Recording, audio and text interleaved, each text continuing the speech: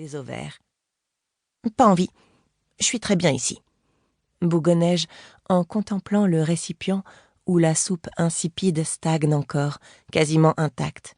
« Et tomber, non merci, la chute fait bien trop mal. » À dire vrai, l'amour me fiche une trouille bleue, alors j'en reste éloignée le plus possible. C'est que... Son air soudain gêné ne me plaît pas du tout. « Je te dérange ?» lui demandai-je, mi-étonnée, mi-énervée. « Oui, Charlet. » Sa réponse est comme une douche froide en plein Antarctique. Elle me gèle sur place. « Charlet, tu dois comprendre que pour affronter cette guerre, j'ai besoin d'avoir des armes.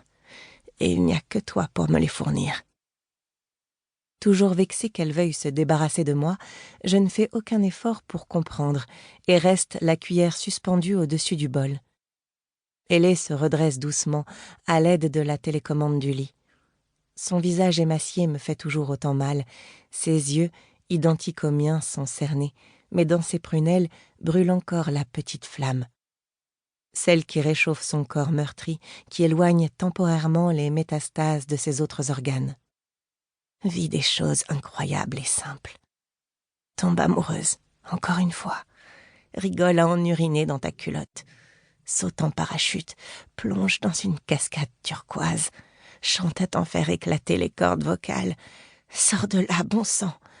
Va explorer, rencontrer, partager et t'extraire de ce cocon étouffant. Et tous les jours, raconte-moi ce que tu fais. Donne-moi la force de me relever. Après cette tirade, elle est épuisée et moi sonnée. En gros, si tu ne guéris pas, ce sera ma faute parce que je n'aurai pas assez vécu. Tu as tout compris, prononce-t-elle en souriant faiblement avant d'incliner son lit de nouveau. Merci pour la pression. De rien, petite sœur. Je termine de lui donner son repas en silence. Elle a allumé la télévision et du haut de ses 28 ans suit un programme de télé-réalité pour adolescents décérébrés. C'est mieux que de regarder les informations remplies de mauvaises nouvelles. Se défend-elle face à mes soupirs. Je reste quelques minutes supplémentaires, puis, encouragée par les regards joyeux de ma sœur et ses bâillements intempestifs, je me penche pour lui dire au revoir. J'embrasse sa joue creuse et passe ma main sur son épaule fine. « À demain, et... je sais, » me coupe-t-elle. « Je dors. Si ça ne va pas, je presse le bouton que tu laisses dans ma main, et moi aussi je t'aime. Maintenant, file. » Quand je pars de l'hôpital, j'ai la sensation de laisser une partie de moi dans cet endroit qui pue l'aseptisant, le désinfectant et la soupe infâme. Je la regarde une dernière fois, perdue dans ce lit trop grand, le crâne nu et la perfusion suspendue à son bras, et je lui souffle un baiser, la gorge serrée. Je referme la porte de sa chambre et m'adosse quelques secondes contre le mur gris terne du couloir. Que vais-je bien pouvoir faire? Une petite voix intérieure me souffle les paroles de ma sœur. Vivre des choses incroyables, tomber amoureuse.